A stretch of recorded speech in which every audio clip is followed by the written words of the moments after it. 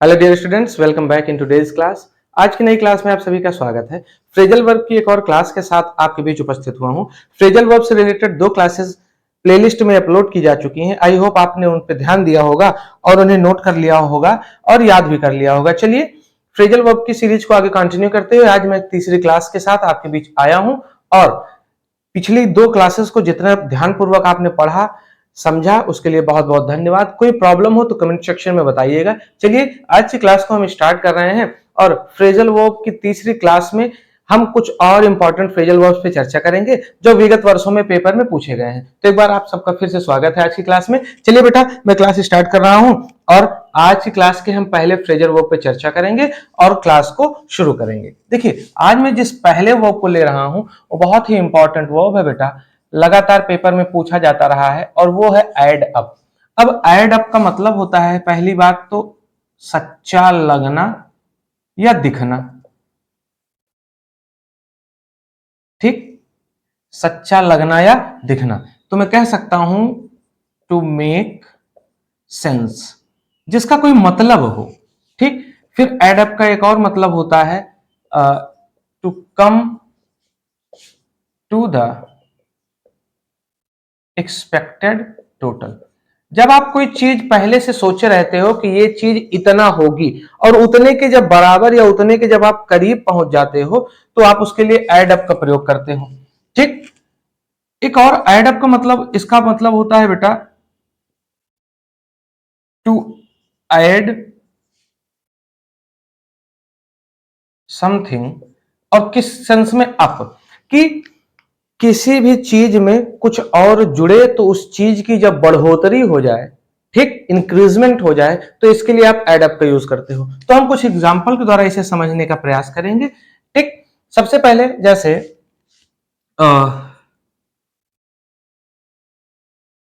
Her idea does not add up.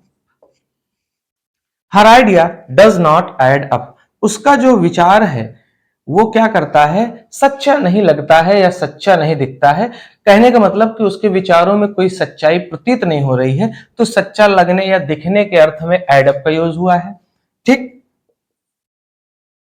दूसरा जैसे we can add up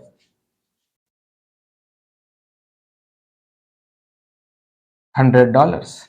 यहां add up का मतलब बेटा जोड़ना के सेंस में है कि हम कोई काम कर रहे हैं और उसके लिए हमको पैसा जोड़ना है या हम बचत करके पैसा धीरे धीरे जोड़ रहे हैं, तो वी कैन एड अप $100। ठीक, हम वैसे $100 कर लीजिए, न्यूमेरिक एडजेक्टिव है तो $100। वी कैन एड अप $100, हम $100 ऐड कर सकते हैं।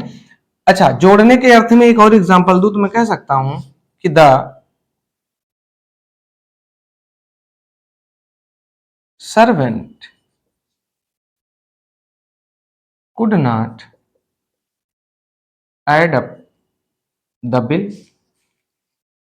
The servant could not add up the bill, जो नौकर था वो क्या नहीं कर सका, वो जो बिल आया हुआ था, जो भुगतान के लिए जितना अमाउंट था, भुगतान वाला अमाउंट, ठीक, उसे क्या नहीं कर सका, ऐड नहीं कर सका। तो ऐड का मतलब जोड़ना हो गया। ऐड का मतलब क्या हो गया, सच्चा लगना या सच्चा दिखना हो गया। और ऐड का मतलब होता है कि जो आपकी उम्मीद थी उसके बराबर हो जाना।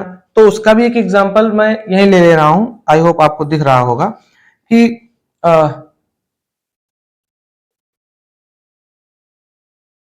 The collection did not add up. जो कलेक्शन हुआ था, जो जुटाव हुआ था या जो चीजें इकट्ठा की गई थी वो क्या नहीं की गई, to the sorry did not add up का यहां मतलब हो गया to come to the expected total, कि जो हमारी उम्मीद थी कि इतना कलेक्शन हो जाएगा उसके बराबर नहीं हो सका। तो इस अर्थ में एड अप का यूज हुआ है। तो एड अप आज की क्लास का पहला फ्रेजल वर्ब था जिसका मतलब होता था सच्चा लगना या दिखना, या किसी उम्मीद के बराबर होना, या किसी चीज में कुछ जोड़ना, ठीक, बढ़ोतरी करना इत्यादि। तो हमने इससे रिलेटेड एग्जांपल्स को देखे। आई होप आपको चीजें समझ में आ गई होंगी। तो मैं इसे रफ कर रहा हूं और आज की क्लास के हम दूसरे शब्द पे चर्चा करेंगे। एक और फ्रेजल वर्ब को आगे लेने चल रहे हैं जो विगत वर्षों में पेपर में पूछा गया है। आज की क्लास का हमारा दूसरा शब्द है भैया एग्री विद। बहुत बार आपने इसको यूज किया होगा, पढ़ा होगा, सहमत होना। ठीक, जब आप किसी भी विषय वस्तु के साथ सहमत होते हो तो उसके लिए एग्री विद लगता है। जैसे टू हैव, इसका explanation, to have the same opinion as someone else. To have the same opinion, ठीक वही विचार होना, एज समवन एल्स, जैसा किसी और का है। इसके लिए हम एग्री विद का यूज करते हैं। अगर मैं एग्जाम्पल की बात करूं तो मैं कह सकता हूं कि I did not agree with Ram.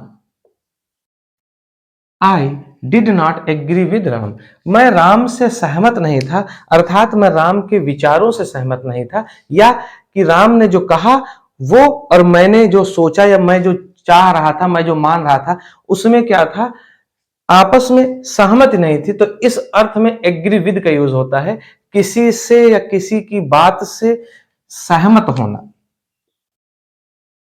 एक और एग्जांपल की बात करूं तो मैं कह सकता हूं कि boys can not agree with this rule.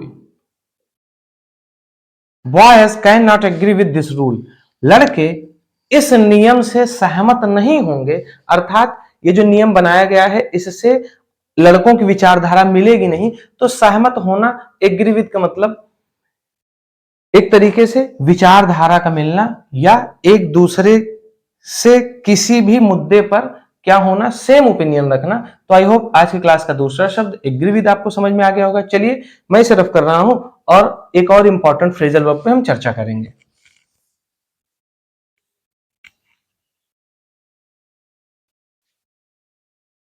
आज की क्लास का हमारा जो नेक्स्ट वर्ड है बेटा वो है एम एट। एम एट का मतलब होता है निशाना लगाना। जब आप किसी विषय वस्तु की ओर निशाना लगाते हो और वो भी किसी औजार या हथियार के द्वारा, तो आप उसके लिए एम एट का प्रयोग करते हो। इसका मतलब हो गया two point a weapon at someone, किसी पर कोई हथियार तान देना या किसी पर किसी हथियार द्वारा निशाना लगाए जाने के लिए हम एम एट का प्रयोग करते हैं। ज्यादातर ये तीर द्वारा निशाना लगाने या बंदूक द्वारा निशाना लगाने के लिए प्रयोग में आता है। ठीक, बाकी आप इसको भाले वगैरह द्वारा भी निशाना लगाने के अर्थ में प्रयोग ला सकते हो। तो किसी भी औजार या हथियार द्वारा जब किसी पर कोई निशाना लगाया जाता है, चाहे वो जो भी औजार या हथियार हो, तो उसके लिए आप एम एट का प्रयोग करते हो। मैं कह सकता हूं जैसे the hunter was aiming at the deer. शिकारी हिरणों पर क्या कर रहा था, निशाना लगा रहा था। डियर का प्लूरल बेटा डियर से नहीं होता, इसको याद रखिएगा। डियर का मतलब हिरन भी होता है और डियर का मतलब हिरणों का झुंड भी होता है। तो डियर का प्लूरल डियर से नहीं होता। The hunter was aiming at the deer. ठीक, द डियर पूरे समुदाय को दिखा रहा है कि शिकारी जो है वो हिरणों पर निशाना लगा रहा था, या he aimed at the boy and shot him। उसने लड़के पर निशाना लगाया और गोली मार दी। तो किसी भी औजार या हथियार द्वारा किसी के ऊपर निशाना लगाने के अर्थ में हम एम एट का यूज करते हैं। आई होप आज की क्लास का ये तीसरा फ्रेजल वर्ब आपको समझ में आ गया होगा। चलिए मैं इसे रफ कर रहा हूं और आगे बढ़ते हैं क्लास में और इंपॉर्टेंट फ्रेजल वर्ब्स पे चर्चा करते हैं। फ्रेजल वर्ब बहुत ही इंपॉर्टेंट टॉपिक है, लगातार पेपर में पूछा जाता है, तो इस वजह से इसे ध्यान से नोट करते चलिए और याद करते चलिए। आज की क्लास के एक और अगर मैं वर्ड की बात करूं, वो है हमारा अपील टू। ठीक, अब अपील टू का मतलब क्या है इसे समझिए। जैसे आप किसी भी व्यक्ति से अनुनय विनय करते हो या किसी चीज की डिमांड करते हो, मांग करते हो, रिक्वेस्ट करते हो, तो उसके लिए हम अपील टू शब्द को यूज में लाते हैं। ठीक, तो अपील टू का मतलब होता है किसी से याचना करना या कोई मांग करना। ठीक, जैसे इसका मतलब टू प्लेड और मेक रिक्वेस्ट। टू प्लेड और मेक रिक्वेस्ट, किसी से प्रार्थना करना या अनुनय विनय करना, इसके लिए आप यूज करते हो अपील टू। पहला अर्थ तो मैं इसको कह सकता हूं याचना करना या अनुनय विनय करना। एक और शब्द जो लगातार आता रहा है अर्थ में अपील के, वो है बेटा पसंद आना। तो मैं कह सकता हूं कि पसंद आना। ठीक, तो अपील टू के हम दो तरीके से प्रयोग करते हैं। पहला है टू प्लेड और मेक रिक्वेस्ट, किसी से अनुनय विनय करना या प्रार्थना करना, और दूसरा है पसंद आना। ठीक, अब पसंद आना का कैसे और याचना करना का कैसे, तो हम एग्जांपल द्वारा समझेंगे। जैसे अगर मैं सबसे पहले याचना करना की बात करूं, तो मैं कह सकता हूं कि he did not appeal to the जज। उसने न्यायाधीश से याचना नहीं की या प्रार्थना नहीं की। ठीक, और अगर मैं पसंद आना के अर्थ में कहूं, तो मैं कह सकता हूं जैसे this idea does not appeal to me, यह विचार मुझे पसंद नहीं आया। ठीक, तो पसंद आना के अर्थ में या याचना करना के अर्थ में हम अपील का प्रयोग करते हैं।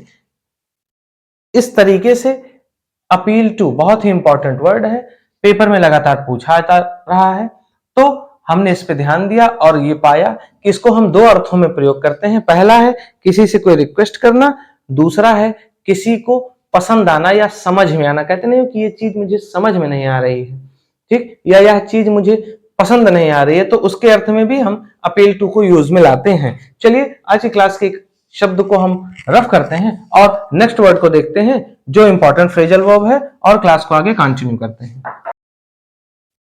अगर मैं एक और शब्द की बात करूं जो लगातार पेपर में आता रहा है और इंपॉर्टेंट है बेटा, तो वो है अप्लाई फॉर। आज क्लास का एक और शब्द है अप्लाई फॉर। अब आप अप्लाई फॉर क्या करते हो, किसी भी चीज के लिए जब आप एक तरीके से फॉर्मली रिक्वेस्ट करते हो, तो उसके लिए हम अप्लाई फॉर करते हैं। जैसे आपको किसी से नौकरी चाहिए, तो आप उसके लिए क्या करते हो, अप्लाई करते हो। ठीक, या किसी से छुट्टी चाहिए, तो आप उसके लिए अप्लाई करते हो। तो ऐसे अर्थ में हम अप्लाई फॉर का प्रयोग करते हैं। तो इसका मतलब होता है to make a formal request for something. To make a formal request for something, apply for आवेदन करना, जिसको आप हिंदी में कह सकते हो, या क्या करना, प्रार्थना करना। ठीक, तो आप प्रार्थना करना के भी अर्थ में अप्लाई का यूज कर सकते हो, लेकिन वो प्रार्थना कैसा होना चाहिए, पहली बात तो वो फॉर्मली की जानी चाहिए, अर्थात जब आप किसी से छुट्टी वगैरह के लिए या इंक्रीजमेंट वगैरह के लिए प्रार्थना करते हो, तो उसके लिए आप अप्लाई लगा सकते हो। तो अप्लाई का मतलब होता है to make a formal request. ठीक, तो प्रार्थना करना से बढ़िया अगर मैं इसको कह दूं कि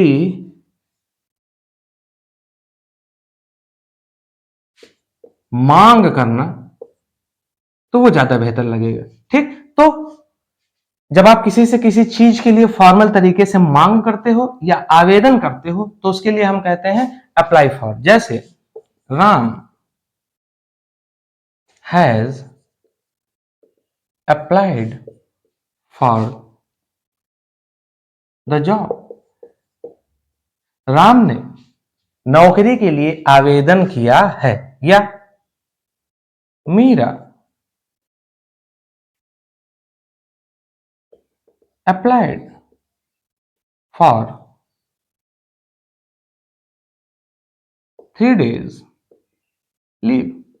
Meera applied for 3 days leave. Meera ने 3 दिन की छुट्टी के लिए मांग की है या आवेदन किया है।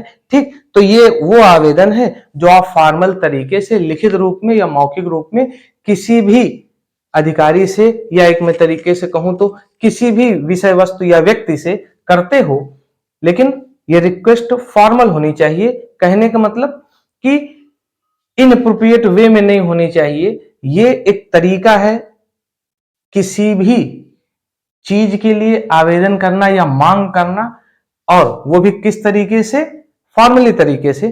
ठीक, तो आई होप आज की क्लास के ये सभी शब्द आपको समझ में आ गए होंगे।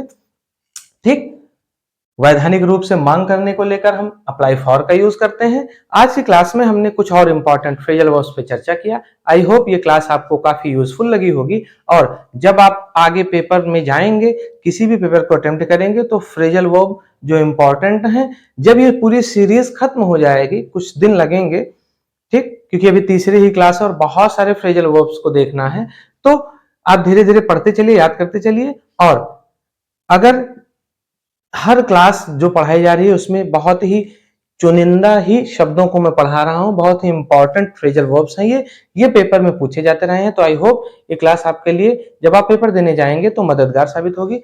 तो आज की क्लास में बस इतना ही। जल्द ही आपसे मिलूंगा एक और क्लास के साथ। तब तक के लिए keep practising and be happy, be healthy. जय हिंद।